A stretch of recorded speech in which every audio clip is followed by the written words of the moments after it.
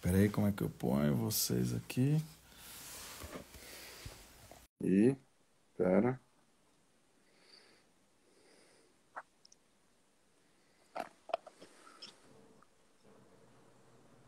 Fala, Cardinho. Pera aí, deixa eu botar os Andoná aqui. Opa! Tudo bem, Alex? E aí? Como é que Poxa, eu não tô que conseguindo colocar já tá funcionando.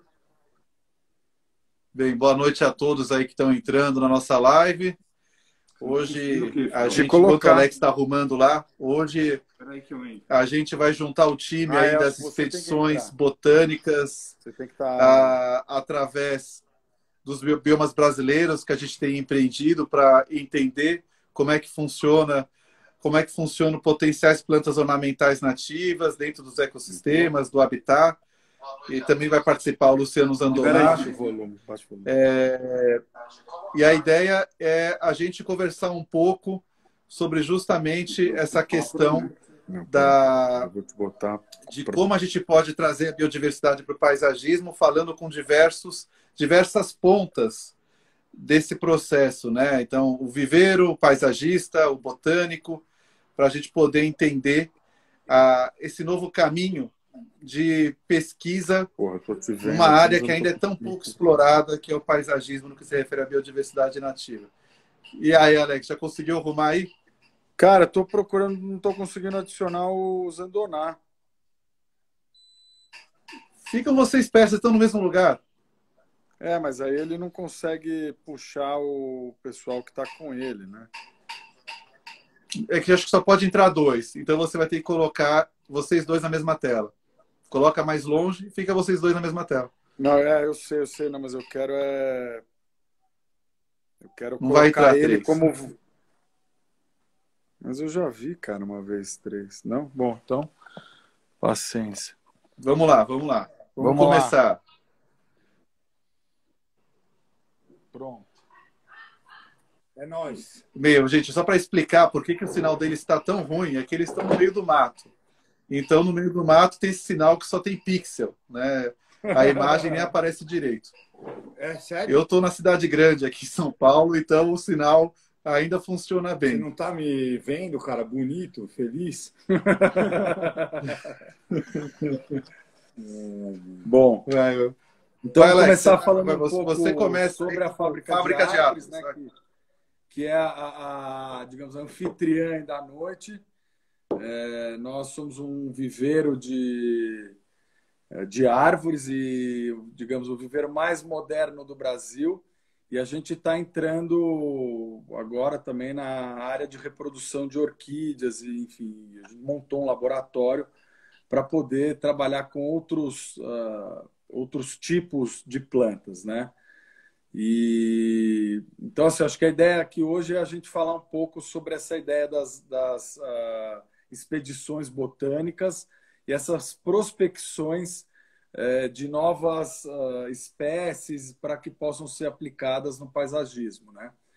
E não só no paisagismo, como na restauração, enfim, reintrodução dessas espécies no hábitat.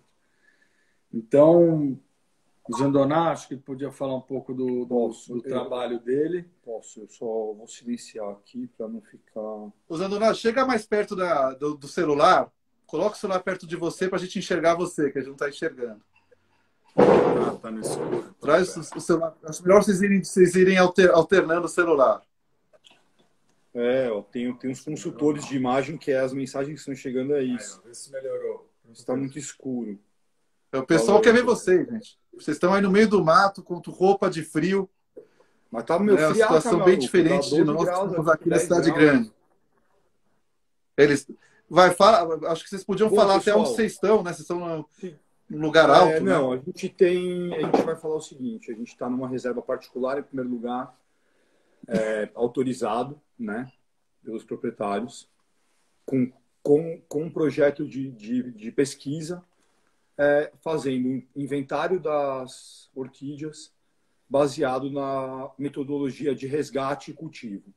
A gente encontra plantas em árvores caídas, mesmo método aplicado na cantareira, legado, enfim, todos os trabalhos que a gente vem desenvolvendo. A gente usa essa metodologia de coletas não predatórias, nenhuma planta é extraída do hábitat, né? As plantas são resgatadas de árvores caídas, elas iam se decompor, e a gente monta uma pequena coleção viva nessa reserva e produz frutos. Esses frutos vão para o laboratório para que a gente possa, de fato, propagar essas plantas em escala, né? Em número, em volume, para que elas sejam reintroduzidas nessa reserva e possam ser comercializadas como plantas domésticas. O passo básico é esse, né? Tornar sempre uma pesquisa científica que acaba desenvolvendo um produto depois. Essa planta eu não consigo germinar, você não pode vender. Então a gente tem que ter essa pesquisa, esse tempo, né, para que a gente desenvolva um produto nativo, doméstico, né, legalizado, nada de... e de uma forma você combate o extrativismo. Porque se você tem as mesmas plantas nativas, micro-orquídeas, que são muito vendidas de coleta ilegal, são muito coletadas, né, em unidades de conservação, enfim, ninguém respeita nada, coleta as plantas para comércio legal. Se você tiver essas plantas domesticadas, vendidas a um preço comercial, você diminui a procura, Cardinho. Eu acho que é o que e com um selo de garantia de qualidade, procedência. Exato, com compliance garantindo que são plantas que não são extraídas, etc. Te dá um carimbo, um selo extra de qualidade, de procedência dessas plantas, né? Porque vale lembrar que todas essas plantas que são de uma coleção botânica, né, que você constitui, mesmo podendo coletá-las com as autorizações e tudo mais, essas plantas, elas nunca podem ser comercializadas. Elas podem ser mantidas numa coleção botânica ex situ. Então você tem um banco genético lá. Aí você pode, obviamente, polinizar, conseguir frutos, ou resgatá-las com os próprios frutos, e assim você produzir uma nova geração de plantas.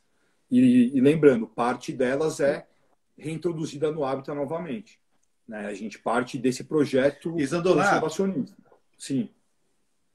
Uma coisa, acho que é importante também colocar é o seguinte, né? As pessoas que estão assistindo a gente, eu imagino que devem ter alguns especialistas, mas muitas pessoas talvez não saibam disso, né? Que grande parte das orquídeas que a gente tem disponível no comércio hoje, principalmente no comércio de larga escala, como você encontra nos supermercados, nos gardens, são plantas de origem estrangeira, asiáticas, né? Sim, é quase 90%. Daquele grupo sempre as mesmas orquídeas, né, Zandonara? Fala um pouco sobre isso, que as pessoas não sabem que as orquídeas que elas compram para colocar nas árvores, na casa de praia, para dar de presente, são todas orquídeas, eu considero praticamente artificiais, né? Assim, né? Isso tem um motivo, né? Os europeus, holandeses, enfim, né? Saíram muito à frente, domesticaram plantas selvagens, fizeram cruzamentos, híbridos, enfim, que são essas plantas asiáticas que a gente conhece, né? As vandas, Phalaenopsis, dendróbio. Então, eles já estavam nessa micropropagação e muito avançados nisso, né? E fábricas de verdade. O cara tem escala comercial para entregar para um grande mercado. Ele tem 10 mil Phalaenopsis florida toda sexta-feira num caminhão e ele distribui. Os orquidários em menor escala, mesmo comerciais, eles produzem espécies nativas diferentes. Só que eles não têm uma escala e um volume para alcançar esses grandes mercados. Então, essas plantas você nunca vê. Você consegue se você conhecer um orquidário que produz, você vai conseguir comprar algumas plantas para o seu projeto. Mas você não vai ter lá 10 mil. Você vai ter 100. Você tem um lote limitado, a não ser que ele te produza as plantas sob encomenda. Você envia uma cápsula para ele e fala, eu quero 1000. Eu gostaria de 1000, mas às vezes germina 100. Não é também esse milagre que a gente imagina, né? Principalmente com espécies que são pouco estudadas. E o desafio, né?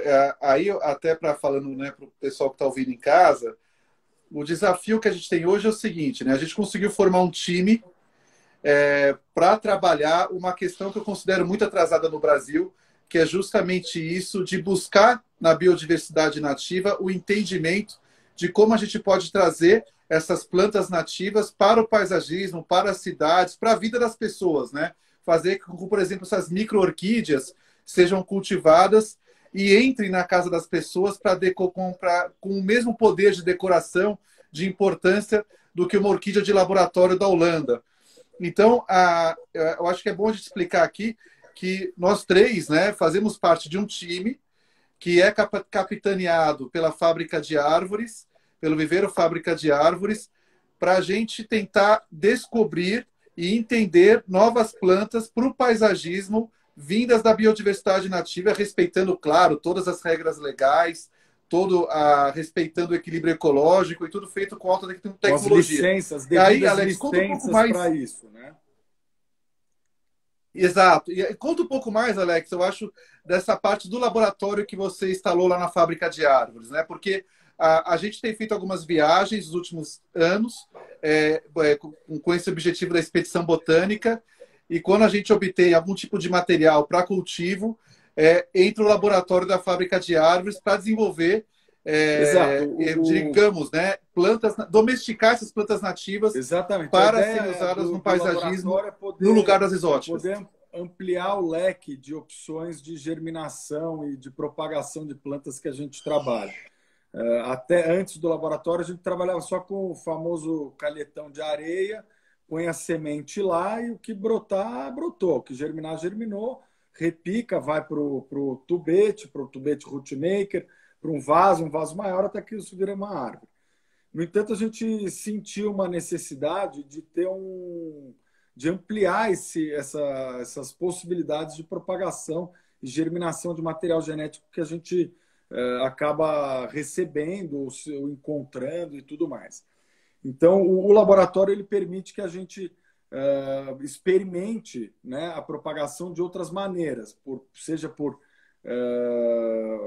própria semente in vitro, em meio de cultura, por meristema, por axioma radial, a gente pode ter por radicular, a gente pode tentar de várias maneiras.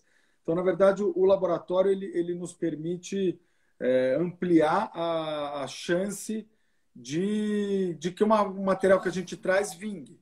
Não, que você consiga número, né? Exatamente, você consegue fazer vingar o negócio, tem uma chance maior de vingar um material que a gente traz de uma expedição botânica. Porque como você vai falar para mim, olha, eu quero comprar 1000 dessa planta, dessa orquídea legal que vocês propagaram, mas eu só tenho 30. Como é que gira esse negócio? As plantas exóticas que são propagadas em larga escala, a arundina, bambu, ela vai ganhar. Se o cara entrega 1000 entrega no mesmo padrão e tudo mais. Entendeu? Então, essa uma outra questão. Você tem que domesticar uma planta e conseguir, né, um protocolo de propagação, repicagem, enfim, para você ter volume. Para que eu possa chegar para um mercado e falar, olha, eu posso te entregar 1000 Cattleya coccine, eu posso te entregar 1000, enfim, né? Uma dessa planta, eu posso te entregar um zigopétalo, tal. E tem uma questão importante. Nós moramos, né? Quem mora em São Paulo, a gente mora num estado de Mata Atlântica, né? Cerrado, Mata Atlântica, né? Que a maioria é Mata Atlântica. Então, mesmo não tendo as árvores, a gente ainda tem uma condição, um microclima e tudo. As plantas dessa região, mesmo domesticadas, são plantas que vão em cultivo muito melhor do que outras. São plantas que vão florescer muito melhor e com um trato cultural, né? De um jardineiro, enfim. Menos manutenção, você fala? Manutenção, enfim. Eu acho que ela tem menos manutenção e é uma planta que vai florir com 5 hastes. Não é que nem o Cymbidium do Himalaia, que o pessoal tem que colocar gelo. Enfim, você não tem que ficar dando pirueta para você ter a saudável, ter uma planta saudável, né? Você conseguir... porque uma coisa assim, eu como dono de viveiro e como colecionador de plantas, muitas vezes você vai você compra uma planta, seja uma micro-orquídea ou qualquer outra planta nativa de um viveiro, um grande viveiro comercial, é difícil às vezes você manter essa planta viva, porque o cara anaboliza tanto, dá tanto anabolizante para a planta, quando chega na tua casa ela fica deprimida de nutrientes, enfim. Então, A nossa ideia também é conseguir fornecer material com qualidade que sobreviva, rustificado, né? Para que você possa ver a planta florir, ver ela se desenvolver, né? Essa parte de você climatizar a muda depois dela sair do laboratório, que é o grande segredo.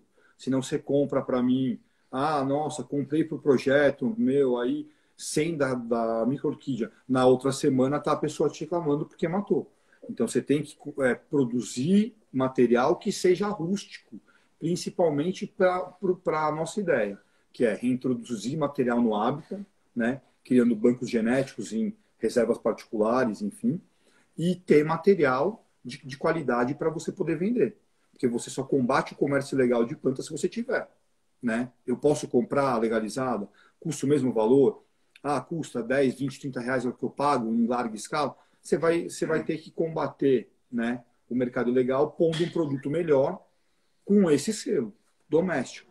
Você não está cometendo um crime ambiental, você não está deixando um buraco genético numa área, né? Porque essas plantas que são coletadas em larga escala, o cara não usa esse método do resgate em árvore caída. Primeiro que a maioria são plantas que estão em contato com o solo, ele quer a planta bonita.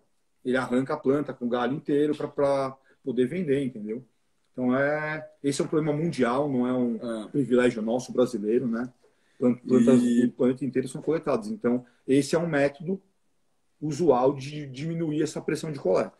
Uma coisa que eu acho legal a gente falar também dessas nossas expedições botânicas é que maior parte do tempo a gente passa observando, né, a paisagem, a natureza, como que aquela composição botânica ali acontece, na sombra de um jeito, onde bate o sol é completamente diferente. Que é chamado de mato, né? Exato. Então, assim, uma coisa muito isso é uma coisa importante, né, para te falar, né?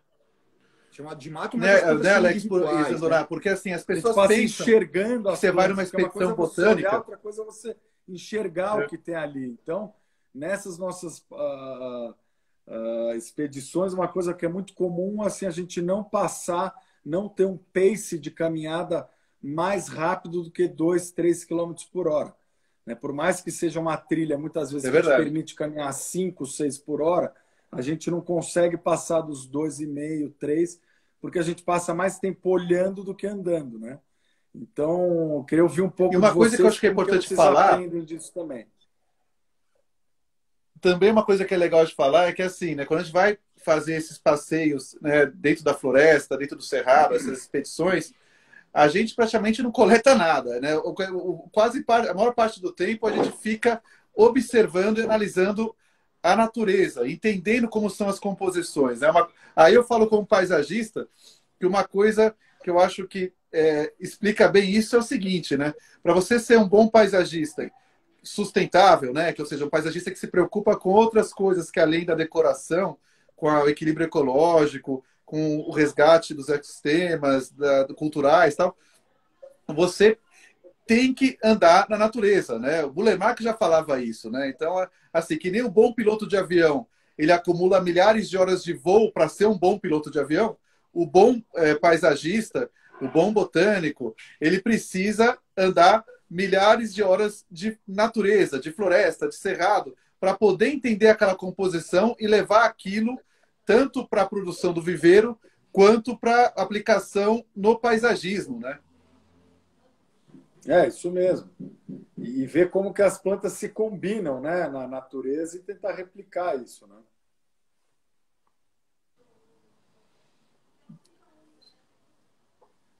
Eu acho que essa é uma coisa que eu acho também... Você revelar, né? Que a gente tinha comentado antes. Porque as pessoas entendem, é um mato, mas aquilo é composto por milhares de espécies únicas, às vezes, e como é que você pode querer combater, né, essa cegueira vegetal que é comum, né? A pessoa conhece o que mostram para ela, o que é ofertado nos grandes mercados. A pessoa conhece o que tem para vender. O que não tem para vender, a pessoa não conhece, geralmente. Quando ele vai num SEAS e acha bonito, tem aquilo. Ele compra aquilo. Muitas vezes ele não vai ter acesso a produtores quase tudo exótico. Né? Exatamente. Ele vai comprar o que tem. entendeu? Então, esse passo de colocar as espécies nativas domesticadas em larga escala, você tem que ir num passo lento, mas sempre. Você tem que ter uma produção consistente. Né? Você não pode oferecer um produto hoje e o cara te ligar amanhã e falar, olha, é o mês de março, eu sei que você tem tal espécie florida, eu quero 1.000. Ah, só tenho 15. Você não pode. Bom, vamos falar um pouco também não assim, funciona. do processo de resgate, né? Ou seja, todas essas plantas aqui que a gente tem, a gente caminhando pelas trilhas abertas que existem nessa reserva particular que a gente está, você anda, às vezes você anda na trilha, você encontra um galho caído, um galho cheio de planta, né? Esse galho, provavelmente, muitas vezes essas plantas estão caídas no chão, direto no chão, ela não cai, né, com a planta para cima. Então, o que a gente faz? Nada mais do que simplesmente pegar essa planta que é morrer e tentar trazer isso para uma coleção particular. E quer mostrar alguma coisa, Zandona, que é interessante que a gente achou? A gente encontrou bastante coisas floridas, né? Caídas no chão, mas vale lembrar, né? Mesmo você numa reserva particular, aí eu tenho aqui, por ter uma área sua, você não pode caçar. Tem uma lei que te proíbe. Mesmo estando numa área particular, você tem que ter uma licença, um registro no IBAMA para poder manejar essas plantas. Ah, mas você está mantendo na própria reserva. Sim, mas é bom ficar claro, né, que você tem que ter um documento científico, registro no CISBio e IBAMA, e quando você desenvolve um trabalho desse dentro de uma unidade de conservação, você tem que submeter o seu trabalho à comissão técnico-científica para, junto do CISBio, você ter uma outra licença, né? Porque você pode ser processado, a multa por transportar indivíduos selvagens, né? Ainda mais se tiver algum na lista vermelha, enfim, pode chegar a mais de 300 ou 400 reais por planta, né? Então, assim, pode dar problema, sim, né? Não basta falar, ah, mas eu sou biólogo. Ser biólogo não te atesta nada. Ele te atesta a conseguir as licenças necessárias para produzir esse trabalho. Você não pode simplesmente pagar com uma carteirinha, como já vi muita gente, né? Aluno ainda de biologia, não, eu vou. Você pode rodar, né? Você pode estar com a melhor das intenções possíveis. Ah, estou resgatando o organismo que ia se decompor, né? Mas isso é um método de pesquisa científica, né? Isso já foi proposto e publicado em um trabalho meu e do Catarino, no Parque Estadual Cantareira, descrevendo e explicando esse método, onde a grande maioria dessas plantas é realocada no hábitat de volta.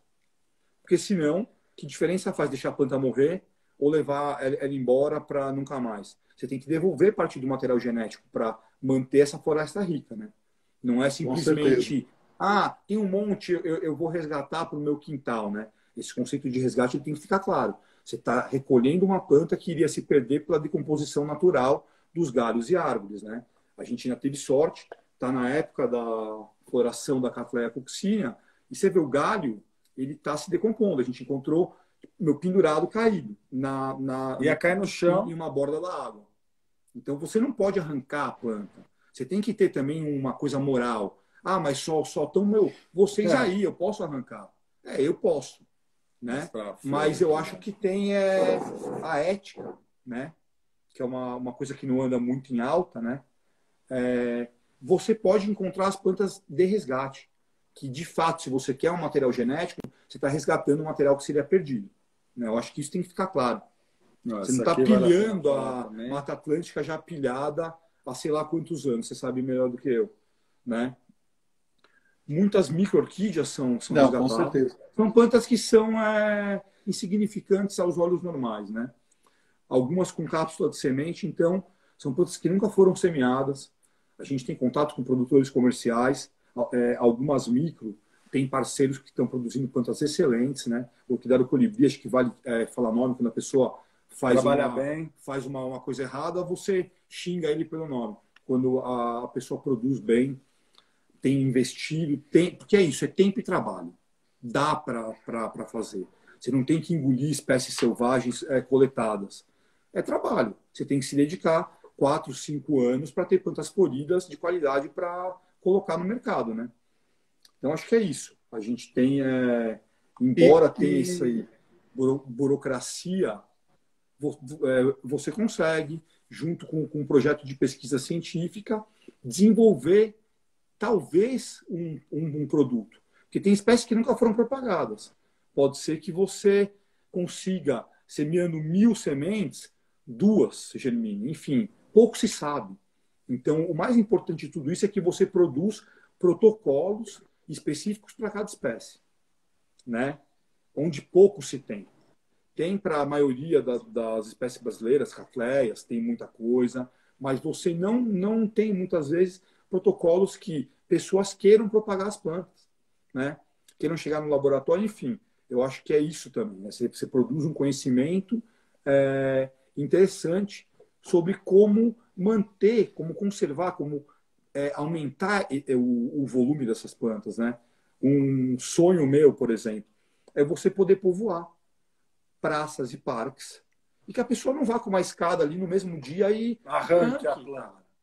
Você pode ter as catleias, plantas mais rústicas, né? Lodigese, que vivia na margem do Tietê e Pinheiros, povoando essas áreas ainda, né? Mas tem que parar com essa mentalidade do egoísmo, é meu. Você pode ir todo ano lá ver a planta florida, né? Tenha o hábito de tirar fotos, não de ficar acumulando planta selvagem que você vai matar em casa. Essa é a realidade. Compre planta de um produtor comercial, É verdade, domesticado, que a planta já está adaptada num vaso, numa plaquinha, e tem um sistema radicular. Não é isso que precisa ficar claro, né? A gente tem que valorizar quem produz. É isso. Sejam laboratórios de pesquisa. E Alex, perguntar uma coisa para o Alex Andoná, que é o seguinte: aí eu falar em nome dos paisagistas aqui que gostam de plantas nativas, né? Você falou que para mim que vocês estão começando com um plano agora, vocês já são muito fortes em árvores nativas, né? De espécies arbóreas nativas da Mata Atlântica, do Cerrado, e agora vocês estão indo para outras formas de vida, né? Arbustivas, herbáceas, as epífitas. Sim. Vocês têm um plano de conseguir daqui a alguns anos ter, como disse o Zandoná, um suprimento relevante de espécies nativas para atender com qualidade o mercado de larga escala, assim?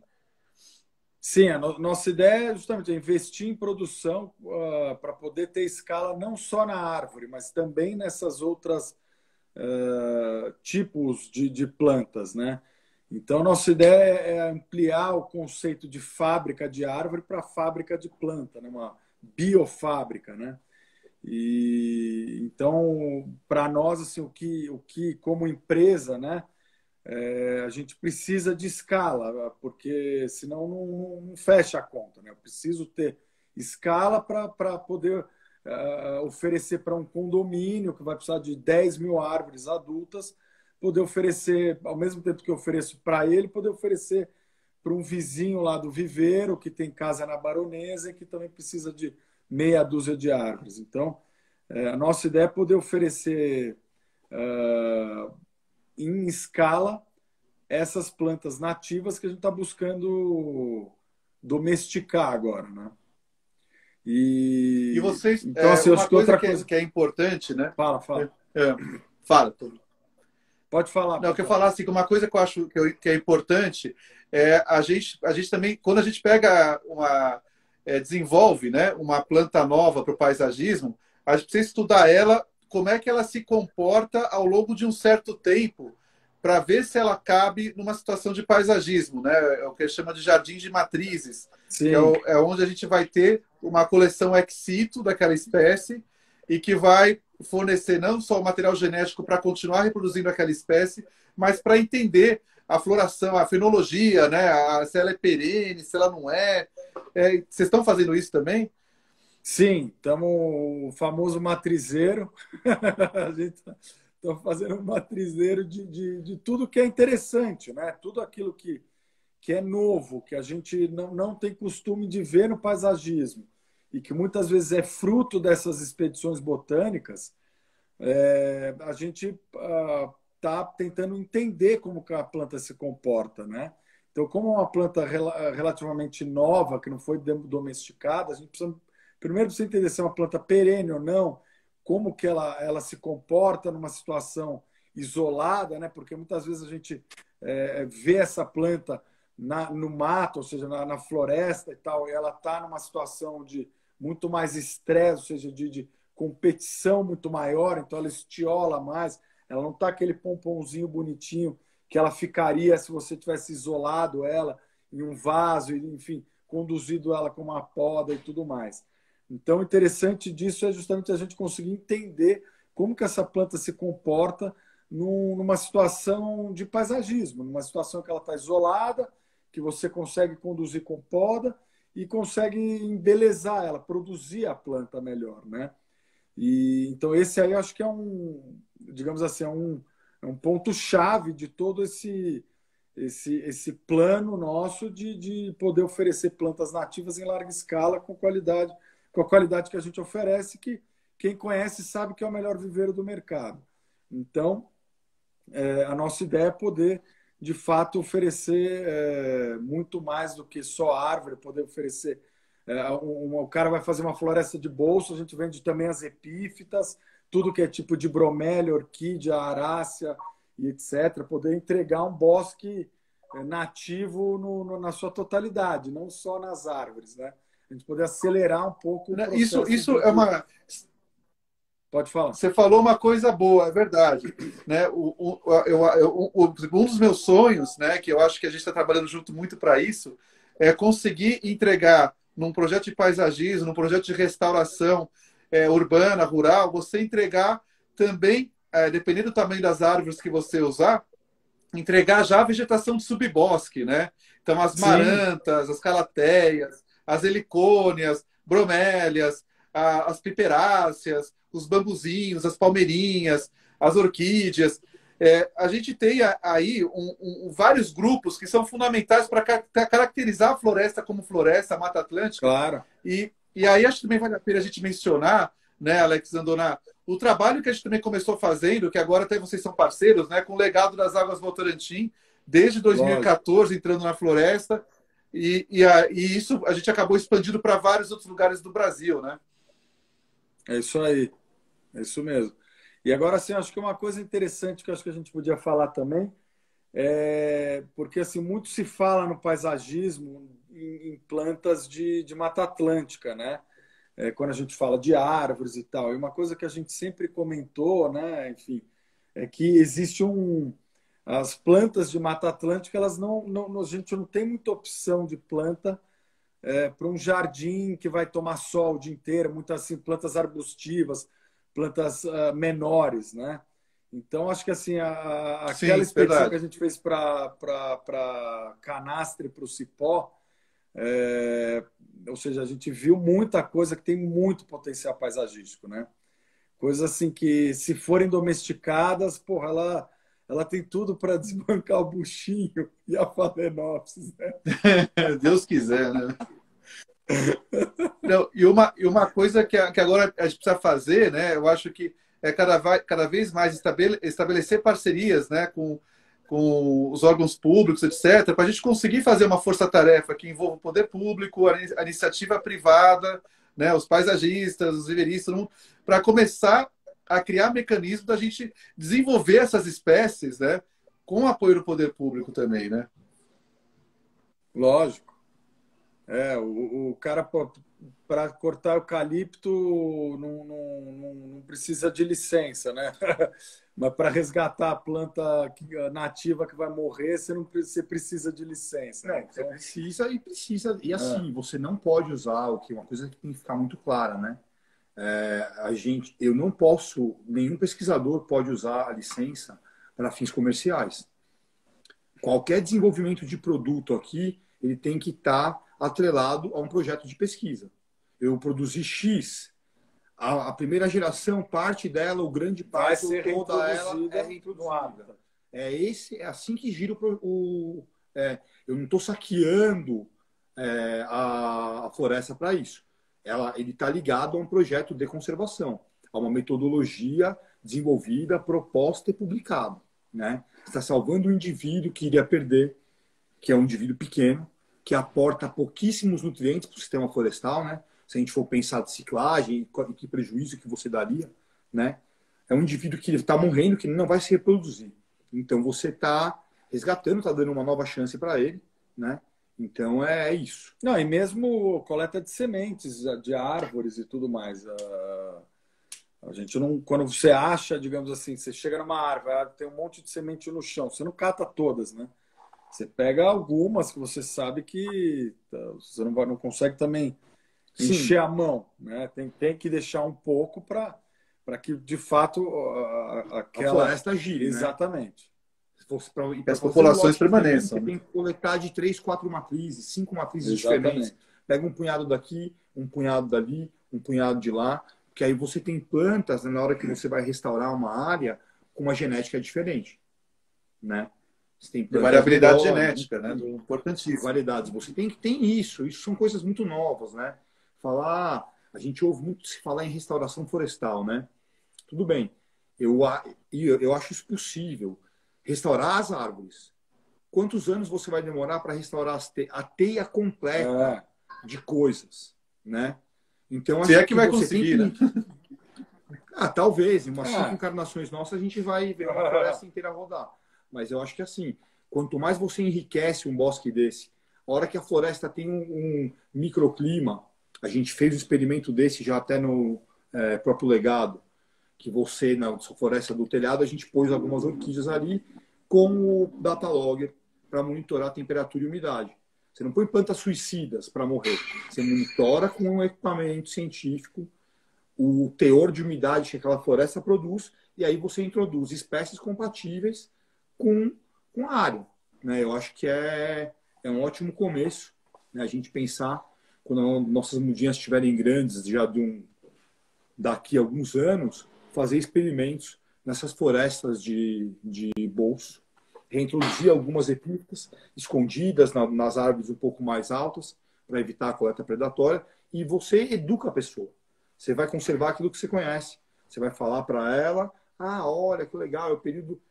Você vai ver flores, às vezes, em um lugar e não sai arrancando, né? Então tem que parar com isso. Você, olha que legal, é o período de você ver ali e tal. Então a gente tem que parar com esse colecionismo doentio. Para colecionismo, você tem plantas domesticadas no mercado, que você compra honestamente. E não plantas saqueadas da floresta, esquentadas, né?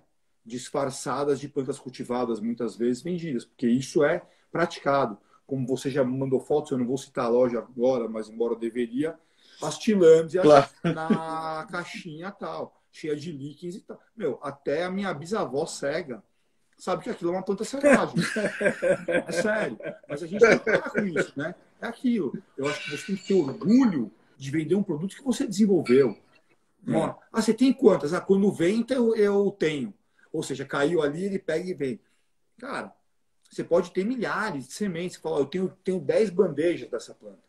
Daqui 6 meses eu vou ter mais 10. Eu acho que é trabalho. Né? Botar na linha de produção, né? É isso. E como é que está a produção de vocês aí com as orquídeas? Oi? Como é que está a produção no laboratório das orquídeas? Já tem várias. Que demora 5 anos para ter uma catleia florida, tá? Então, assim, é uma coisa que, assim, a gente está ainda na fase de colocar lenha, tá? A gente começou a semear faz um ano, um pouco menos de um ano. Pouco menos de um ano. Então, está na fase do trabalho braçal, repique, vale lembrar que essas plantinhas ficam em um gel nutritivo. Então, assim, tá rodando. Tem várias espécies. A gente semeou primeiramente plantas da minha coleção particular, dele também. Já tinha muitas plantas dessa, entendeu? Vai falar, tá usando a licença de pesquisa para... Não, de forma alguma. A gente tem, assim, eu ainda fiquei como fiel depositário de uma coleção que era do Parque Estadual Cantareira, né? Quando o pequeno orquidário do parque desmontou em 2012, sei lá, não me lembro. Hoje eu tenho torceiras gigantescas. né? Que é minha missão, é missão de uma coleção, né? Eu, enquanto pesquisador, eu tenho que aumentar esse material. Tá? Eu já fiz milhares de clones manuais, quando a planta fica grande, eu vou tirando mudas e reintroduzi em reservas, no próprio condomínio onde eu moro. Enfim, eu acho que é isso. Você tem que garantir que essa planta sobrevive em mais lugares, que ela seja polinizada, forme frutos e ande sozinha. Né? Então, eu acho que é essa a missão. Então, a gente já está com algumas espécies lá. Se você me perguntar de cabeça quantas tem, não. Já tem a gente semeia tudo. umas 30 espécies. Já tem prateleiras lotadas de frasquinhos, você já começa a ficar louco ali. Mas é isso, né? A gente tem planta que não germina. Você tem que. Então é isso, né? A gente tem uma previsão. Eu queria produzir 5.000 de cada. Que aí eu reintroduzo aqui, reintroduzo lá, reintroduzo, vem tantas outras. Meu, seria incrível, né? Reintroduzo num parque estadual, numa área protegida. Mando para uma coleção. Para uma coleção de quil que a gente tem com as portas abertas. Mando para o Jardim Botânico do Rio de Janeiro. É isso. Para algum outro jardim botânico, para plantaram, para quem quer que seja. Enfim. Ou também a gente tem que criar essa... Porque tem uma burocracia. Quem é o melhor fiel depositário hoje para coleções vivas, né? A gente sabe que o poder público ele definha de recursos muitas vezes, né? E as coleções vão de mal a pior, né? Então, eu acho que um cultivador comercial que tem que pagar contas com as plantas, ele não vai poupar um adubo ou algo de uma matriz dele, né? Então, eu acho que tem que haver mais parcerias públicos-privadas, ONGs, parcerias com instituições de pesquisa, porque aí você consegue, de fato, produzir material que o pesquisador quer. Eu preciso de plantas para reintroduzir. Eu não tenho dinheiro para isso.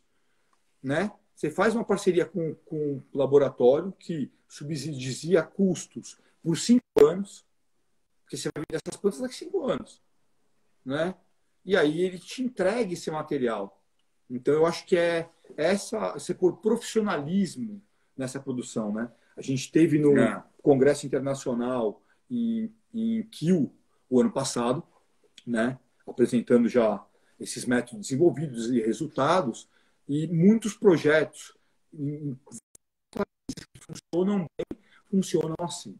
O pesquisador desenvolve um protocolo, que às vezes é difícil, e bota para rodar em uma fábrica de verdade, né? Que aí você tem volume. E sabe que a instituição pública ela não tem. A hora que o frasco vira 120 mudas e depois 120 vasos, e eu fiz 10.000 mudas, ele ficou louco. Ele não tem funcionário, não tem adubo, não tem espaço para isso. Não né? dá. Você tem que ter uma empresa que vai ganhar com isso profissionaliza também, isso, né? Que te fornece esse material, essa matéria-prima. E assim, a gente tem espaço para produtor de plantas nativas, sim. A gente consegue exportar. Tem as plantas produzidas com todas as licenças. Você exporta uma caixa de sapato de micro orquídeas, que é o mesmo preço de um container de Phalaenopsis. Então a gente tem que entender isso, né? Mas você está capitalista. Meu, dinheiro paga pesquisa científica, querendo ou não. E eu queria falar, eu queria que vocês contassem aí, né? Cada um contasse uma roubada que viveu aí numa dessas expedições botânicas aí, que isso é sempre o que acaba mais marcando essas viagens são as roubadas que a gente se mete. Então, conta aí uma cada um, eu conto vocês e eu conto uma. É o seguinte, então, pessoas, amigas que estão controlando o nosso tempo. Faltam 15 minutos. Faltam 15 minutos, né? Então, se alguém quiser fazer algumas Não, mas não dá para falar. Tem uma caixinha aí. E aí depois a gente deixa mais uns minutos. Eu vou contar rapidinho a minha clássica aqui. Vai contar o perrengue clássico aqui que eu passei. Né? Que aí perrengue chique. O Alex, que é o cara especialista em equipamentos para entrada no mato, só tem as coisas de alta tecnologia e qualidade. Se entregou. Aí eu falei, vou comprar uma barraca, Alex, você recomenda? Aí falou, não, eu também não sou dos mais gastadores. Eu falei, essa aqui tá boa, né? Não, dá para comprar essa daqui, né? Aí a gente resolveu ir para o verão, né, na época de chuva, para Minas Gerais, nas montanhas. O que acontece? Segunda noite, começa uma chuvinha devagar, eu falo, minha barraca tá tranquila. Olho lá, todo mundo dormindo na barraca, o Alex na barraca dele high-tech, lá, alta tecnologia, tudo. a chuva começa a apertar, aí começa a cair um pouco de água perto da minha orelha esquerda. Aí começa a cair um pouco de água no meu pé. 2 da manhã, está chovendo mais dentro da minha barraca, de uma forma que eu tenho que ficar em cima da mala, enquanto o Alex dorme tranquilo. Conclusão, eu acordei com a roupa inteira molhada, acordei não dormi, esse né? dia eu acordei à noite para tomar água, eu vi a lanterna na barraca do Ricardo acesa.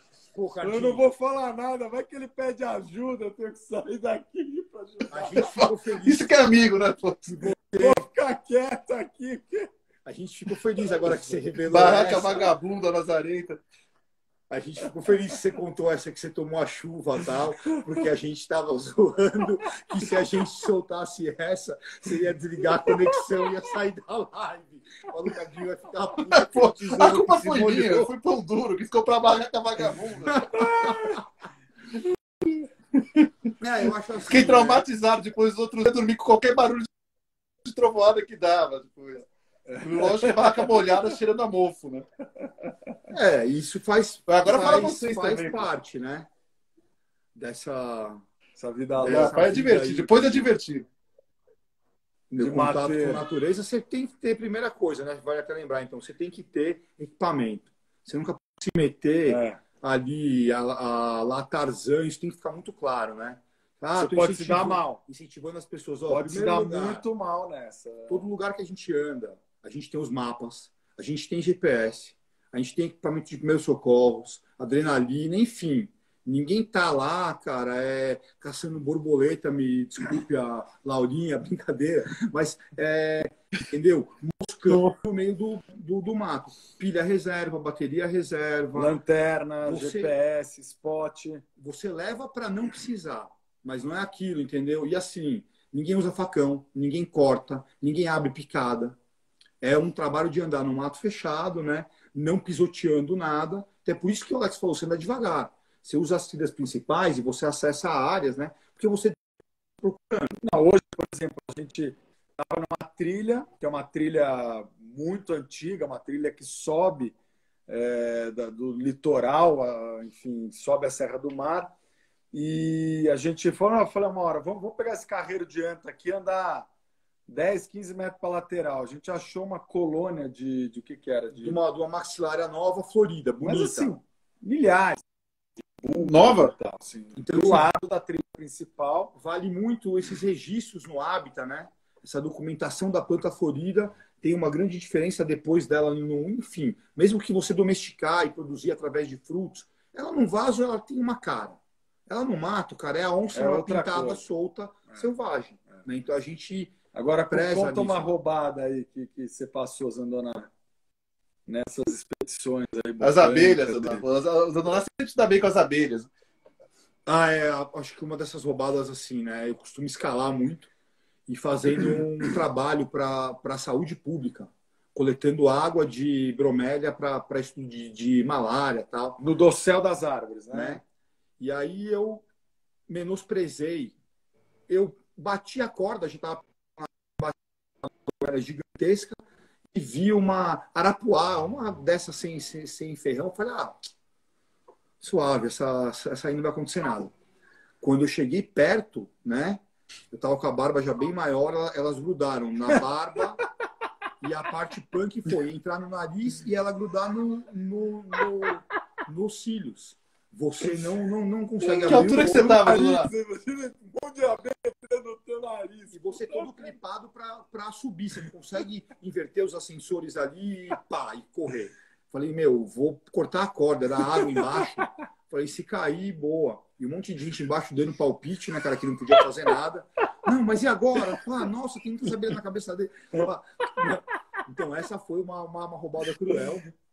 Eu demorei uns 40 minutos para me desvencilhar de tudo, fazer as manobras de descer, tirando a voar, né, cara? Semanas, respirou, mas cabelo, barba, ouvido. 15 abelhas. Passou o nariz, sai a arapuá. Acho que, rodeando os nossos consultores. Bom, eu vou... Geralmente, assim, o pessoal costuma falar que quem se dá mal mesmo na roubada, né, no rolê, no super passeio do tio Alex, que é como o pessoal chama, Geralmente não sou eu, então quem tem mais roubada para contar é quem anda comigo, em geral, porque eu coloco a galera, tem uma tendência a colocar a galera umas roubadas que eles não estavam esperando. Ah, a Então, gente sabe minha disso. família eu que diga. toda sabe disso. A gente sabe, cara. Vocês e sabem os disso. caminhos, cara, pelas fazendas de cavalo, cara. Só não tomamos um tiro lá aquela vez, porque Deus é bom, brother. Não, entra por aqui, eu já fui. Aí você passa numa pinguela que só tem uma tábua no rio. Vai passar com o carro. Ah, não, mas dá. Você sabe disso, né, Cardinho? Não, porque eu tô com o GPS. Não, não, Tem história de detalhe, quem né? anda A gente comigo tem andando no história sul da boa de Bahia. perrengue. Não, é aquilo lá, com o carro alugado, no meio de um lugar que era só areia, de 2 da manhã, será 1 da manhã, e aí o único caminho que tinha para continuar era uma pinguela que dava no mangue. E o Alex falou, vai que o carro dá. Ele falou, você tá louco. Qualquer coisa nós tira. Responsabilidade total. A gente estaria até hoje dentro daquele mangue com o carro. Olha as perguntas que a gente tem uns 10 minutos. Essa vela daí, só para ver. Agora, voltando ao tema paisagismo, uma coisa que eu queria perguntar para você é o seguinte: eu tenho uma coisa que eu gostaria muito de colocar orquídeas terrestres no paisagismo, né? A gente trabalhar com orquídeas terrestres porque é onde a gente mais consegue aplicar essas paisagismo, porque muitas vezes assim não tem árvores suficientes para fazer grandes colocações de orquídeas epífitas, mas você tem espaços ensolarados que poderiam receber orquídeas terrestres, né? Quanto tempo demora para crescer a partir de um viveiro uma orquídea como o cirtopódio, o sumaré, o epidendro, a rabenária? Vamos pensar, né? Eu sempre coloco o tempo maior, né, cara? Uns 4 anos. Uns 4 anos para você ter uma planta grande, uma planta saudável, uma planta rústica para você colocar lá e o seu cliente não falar, morreu, entendeu? A planta já rustificada, já, né? Vamos botar aqui umas... tem muitas perguntas aí, né? Um brother falou sobre clonagem. Aqui, ó. A gente está desenvolvendo um método de clonagem, mas lembrando, como a gente visa também projetos de conservação, né? Eu não posso reintroduzir mudas clonadas. Para o mercado, sim. Isso é importante falar. A primeira linha de mudas de semente, para ter um DNA selvagem ainda, né? Para eu poder usar na reintrodução. Mas a gente planeja também mudas clonadas, sim, né? Por meristema. Aqui, ó, isso aqui é legal. Paik, se você quer doar sementes de cerrado, você é dono de uma reserva privada, né? Porque tem isso. Eu fui passear no parque e tal. Coletar nada em unidade de conservação é permitido, é crime. Mas se você tem uma reserva particular com matriz... Na beira da estrada, ele está falando. Então, você tem que ver legal aí, se essa área de não é um parque. Eu sugiro baixar, é público, tá? Tem leis para o Google Earth de UCs estaduais e pública e federais, para você não incorrer em crime ambiental. Tá? Desce mais um pouquinho. Peraí, Cassião, é nós, Cassião. Nós, Cássio. Saudade mesmo, Cassião. Puxa. Que perguntou, né? Vida boa. A gente consegue frutos. Espécies para reintrodução, de preferência, polinização cruzada com 2 ou mais indivíduos. Muitas vezes a gente tem sorte de resgatar a planta na árvore caída polinizada, como a gente resgatou hoje uma Cattleya coccinea. Então a gente dá preferência sempre, tá? A variabilidade selvagem e a polinização natural, né? Por isso a gente reintroduz as plantas em trilhas na mesma reserva. Porque essa planta, numa trilha de visitação, ela é polinizada e forma um fruto de forma selvagem. Eu acho que isso é muito importante. Perguntando se está disponível em algum lugar, se tem algum artigo falando... Desse método, né, desse trabalho que a gente começou agora na reserva, o Alex e eu aí, segunda expedição, né, segundo dia, depois do lockdown total, né, e mesmo assim estão aqui com todos os cuidados. A gente não tem nada publicado, mas vai publicar um paper. Mas eu tenho um método né, tem publicado na revista do Instituto Florestal, Zandonai Catarino 2015. É um método do resgate e cultivo, resgate e realocação, né? Enfim, porque também faz parte... Zandonai, fala de novo aí o ano do paper, porque cortou. Fala o ano do paper de novo. Zandonai Catarino 2015. 2015, é. Legal, legal. Bom, aí ó, pergunta aqui de se faz selfie. Eu já respondi isso para ele. Né? Plantas para reintrodução, né? São sempre utilizados de preferência. Aí o método de realocação é muito simples, é só amarrar a planta na árvore. Né? Esse método também tem publicado... Mas tem microclima. Tem instrução detalhada nesse paper que a gente colocou, Zandonai Catarino 2015. Mas é importante você realocar a planta nas condições do hábitat dela, porque senão você mata. Você tem que saber exatamente isso, tem que ter um conhecimento. Essa que o Ferreira colocou, sobre se tem perigo. Primeiro, a gente trabalha com plantas, então esse é importante. A gente está trabalhando com plantas nativas dentro do hábitat dela. Mesmo que é uma planta doméstica, eu estou propagando uma orquídea dessa região aqui de Mata Atlântica. Eu não pretendo usá-la em outros locais. Por isso que é importante a gente estar fazendo reservas privadas, onde a coleta de material é menos burocrática, né? Principalmente frutos. Mesmo com parcerias científicas, tem uma burocracia. A ideia é essa, que a gente tenha DNA nativo, né? De cada estado, de cada local, para trabalhar em projetos com plantas específicas de cada local, não gerando problema de espécies serem invasoras. Isso é muito importante. Como é que tira a pergunta? Eu não estou conseguindo. Não faço ideia. Não tem problema, é bom. Quantos minutos a gente tem? Isso é muito importante, né? A genética regional. A gente tem que respeitar a genética regional, né? Exato. Porque se a gente está querendo fazer uma... Não estou conseguindo tirar... Não esquenta, tá bom, estamos terminando. Não tem problema. Mas essa questão que a dona falou, que a gente procura sempre trabalhar com critério genético, né? Do Sul, né? O Marcos. Marcos, a gente está fazendo experimento de semear as micros no meio de cultura no meio de cultura similar, né? E assim, é tentativa e erro, né? Os frutos são pequenos, é difícil manejar, poucas plantas, tem certas espécies. A Márcia conseguiu muito bem com algumas, mas esse é um universo desconhecido ainda. Por isso poucas pessoas querem, né? Mas eu acho que a gente tem que propagar essas espécies, tem que produzir frutos em coleções e produzir essas plantas em escala. Isso é uma fórmula mundial para diminuir essa coleta ilegal. Eu não posso falar que é proibido e só ter Phalaenopsis para comprar, né, Alex? Gente, eu acho que é isso. É o fim do buchinho. Tá faltando pouco tempo, né? Então a gente já... Chega, né? Muito obrigado. Chega de Areca Bambu. Não, chega, mas é isso. Você tem que comprar.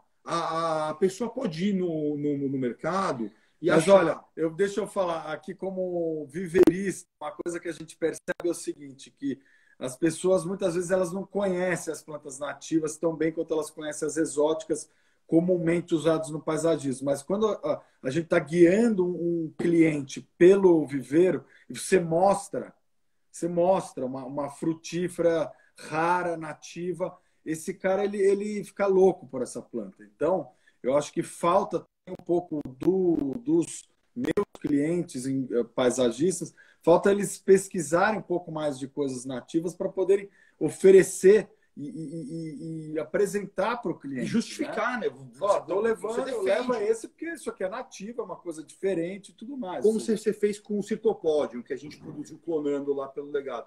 O cara falou, mas isso é feio, é só um charuto. Aí você contou a história. É uma espécie da Mata Atlântica, ela poderia ficar assim, né? A árvore que a gente compra de outros países, elas perdem as folhas e tudo, e você continua gostando. Então você tem que conhecer a biologia dessas espécies, né? Eu acho que é uma vergonha, como você mesmo fala. Temos a gente tem milhares de espécies e usa 3. É isso aí.